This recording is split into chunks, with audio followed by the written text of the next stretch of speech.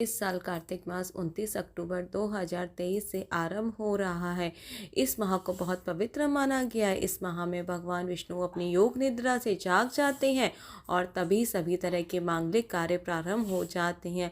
इस कार्तिक मास में दीपावली का महापर्व आता है। पुराणों में कार्तिक मास का महीने का वर्णन मिलता है। इस माह में दीपदान, स्नान, विष्णु भगवान की पूजा और तुलसी पूजा के साथ साथ पौराणिक कथाओं को सुनने का भी विशेष महत्व है। कार्तिक माह की कथा। एक नगर में ब्राह्मण दंपत्ति रहते थे। वे दोनों प्रतिदिन 7 कोस दूर गंगा यमुना नदी में स्नान करने जाते थे। इतनी दूर आने जाने से ब्राह्मण की पत्नी थक जाती थी। एक दिन उसने अपने पति से कहा कि हमारा एक पुत्र होता तो कितना अच्छा होता। पुत्र की बहू आती तो हमें घर वापस आ जाने पर खाना बना हुआ मिलता, बहू घर का काम भी कर लेती।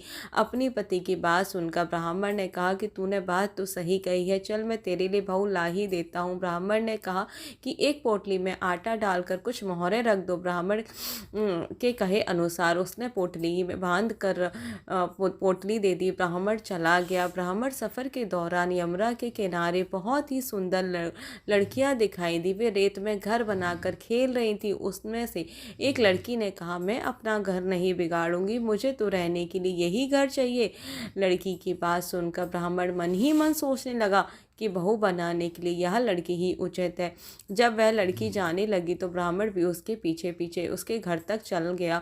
वह ब्राह्मण ने उस लड़की से कहा, बेटी कार्तिक मास चल रहा है इसलिए मैं किसी के घर का खाना नहीं खाता।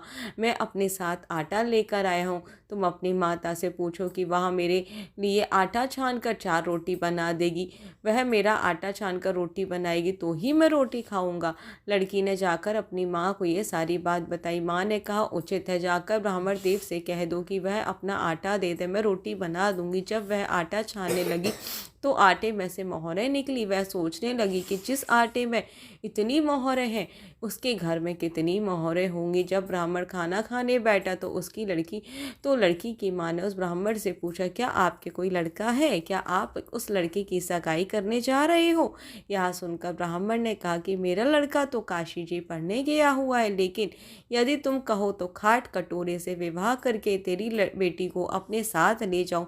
लड़की की माँ ने कहा, ठीक है ब्राह्मण देव। इस पर लड़की की माँ ने लड़की की खाट कटोरे से शादी करके ब्राह्मण के साथ भेज दिया। ब्राह्मण ने घर आकर कहा, रामू की माँ दरवाजा खोल कर देख, मैं तेरे लिए बहू लेकर आया हूँ। ब्राह्मण की पत्नी भीतर से बोली, हमारे तो कोई बेटा नहीं है, ना ही बेटी है, तो बहू कहाँ से आए? दुनिया ताने मारती थी, अब आप भी ताने मारने लगी। ब्राह्मण ने कहा, तू दरवाज़ा खोल कर तो देख। जब ब्राह्मणी ने दरवाज़ा खोलकर देखा तो सामने बहू खड़ी थी। बहू का स्वागत किया और आदर सत्कार से अंदर ले आई। जब ब्राह्मण अपनी पत्नी के साथ नदी स्नान करने जाते तो पीछे से बहू घर का सारा काम करके खाना बनाकर रखती थी और वह उनके कपड़े धोती, रात को पैर दबाती थी। इस तरह दिन बीत गए। ब्राह्मणी ने अपनी बहू से कहा कि बहू, कभी भी चूल्हे की आग को बुझने मत देना और मटके का पानी खत्म मत होने देना। परंतु एक दिन चूल्हे की आग बुझ गई। यह देखकर बहू घबरा गई, भागी भागी अपनी पड़ोसन के पास गई। कहा, मेरे चूल्हे की आग बुझ गई, मुझे थोड़ी आग चाहिए।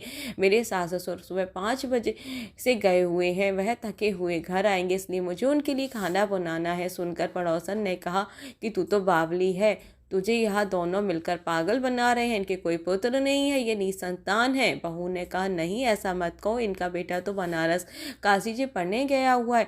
इस पड़ोसन ने कहा कि यह तुझे झूठ बोलकर लाए हैं, मेरी बात सच मान, इनके कोई बेटा नहीं है। अब बहू पड़ोसन की बातों में आ गई और कहने लगी कि अब आप ही बताओ मैं क्या करूँ। पड़ोसन ने कहा, क्या करना है? जब तुम्हारे सास ससुर आए तो जली हुई रोटी बना कर देना, बिना नमक की दाल बना कर देना, खीर की कचड़ी दाल में और दाल की कचड़ी खीर में डाल देना। पड़ोसन ने उसे अच्छे से सिखा पढ़ा दिया। फिर जब उसके सास ससुर घर आए तो उन्होंने बहू ने आदर सत्कार ना किया, ना ही कपड़े धोए।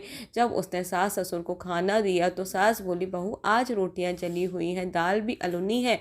तब बहू ने पलट कर कहा कि एक दिन ऐसा खाना खा लोगे तो कुछ बिगड़ नहीं जाएगा। सास ससुर को खरी खोटी सुनाकर फिर पड़ोसन के पास गई। बोला, अब आगे क्या करना है? पड़ोसन ने कहा, अब तुम सातों को कोठों की चाबी मांग लेना। अगले दिन जब भी स्नान करने के लिए जाने लगे तो बहू अड़ गई कि मुझे तो सातों कोठों की चाबी चाहिए। तब ससुर ने कहा कि इसे चाबी दे दो।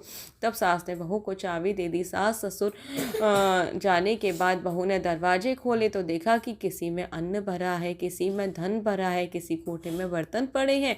और जब उसने सबसे ऊपर सातवां कोठा खोला तो देखा कि उसमें शिव जी, माता पार्वती जी, गणेश जी, लक्ष्मी माता जी, पीतल पतवारी, कार्तिक के ठाकुर, राई दामोदर, तुलसी जी का बिड़वा, गंगा जमुना और 33 कोट के देवी देवता विराजमान है। वहीं पर एक लड़का चंदन की चौकी में बैठा माला जप रहा है। यह सब देखकर उसने लड़के से पूछा कि तुम कौन हो? तब लड़का बोला कि मैं तेरा पति हूँ, अभी दरवाजा बंद कर दे, जब मेरे माता पिता आएंगे तब दरवाजा खोलना। यह सब देखकर बहू बहुत खुश हो गई और 16 श्रृंगार करके सुंदर वस्त्र पहनकर अपने सास ससुर का इंतजार करने लगी। उसने अपने सास ससुर के लिए अच्छे अच्छे पकवान बनाए। जब उसके सास ससुर घर आए तो उसने उनका आदर सत्कार किया, प्रेम पूर्वक खाना खिलाया और हाथ पैर दबाने लगी। पैर दबाते हुए बहू ने कहा, माँ आप इतनी दूर गंगा जमुना स्नान करने के लिए जाती हो, आप थक जाती होगी, इसलिए आप घर पर ही स्नान क्यों नहीं करती? यह सुनकर सास कहने लगी, बेटी गंगा जमुना घर पर तो नहीं बहती ना। तब उसने कहा, माँ जी बिल्कुल घर में ही बहती हैं, चलो मैं आपको दिखाती हूँ। जब बहू ने सातवां कोठा खोल कर दिखाया तो उसमें शिव जी, पार्वती जी, गणेश जी, लक्ष्मी जी, पीतल पतवारी, कार्तिक के ठाकुर, राई दामोदर, तुलसी जी का बिड़वा और गंगा जमुना बह रही थी। 33 कोट के देवी देवता विराजमान थे। यह चौकी पर बैठा उसका एक लड़का माला जप रहा था। माँ ने उसे देखकर कहा, बेटा तू कौन है? लड़का बोला, माँ तेरा बेटा हूँ। तब ब्राह्मणी ने पूछा, तू कहाँ से आया? लड़के ने जवाब दिया कि मुझे कार्तिक जी ने भेजा है। माँ ने कहा, बेटा क्या संसार कैसे मानेगा कि तू मेरा बेटा है? माँ ने कुछ विद्वान पंडितों से मदद मांगी। पंडितों ने कहा, इस पार बहू बेटा खड़े हो जाए और उस पार माँ खड़ी हो जाए। माँ ने चमड़े की अंगिया पहनी हो, छाती में से दूध की धार निकल कर बेटे के दाढ़ी मूछ को भिगो और पवन पानी से गठ जोड़ा बंधे, तब मानेंगे कि इस माँ का ही बेटा है। उसने ऐसा ही किया। चमड़े की अंगिया फट गई और छाती में से दूध की धार निकलकर बेटे के दाढ़ी मूछ भीग गए। पवन पानी से बहू बेटे की गांठ जुड़ गई। सब देखकर ब्राह्मण और उसकी पत्नी की खुशी का ठिकाना नहीं रहा। ऐसे ही कार्तिक मास की कथा है। यही कार्तिक मास की कथा है। कार्तिक के ठाकुर जैसे ब्राह्मण ब्राह्मणी को बेटा बहू दिया, वैसे ही सबको देना। हम सब पर भी अपनी कृपा दृष्टि बनाए रखना। बोले राधे राधे। हंसते रहिए, मुस्कुराते रहिए। राधे राधे।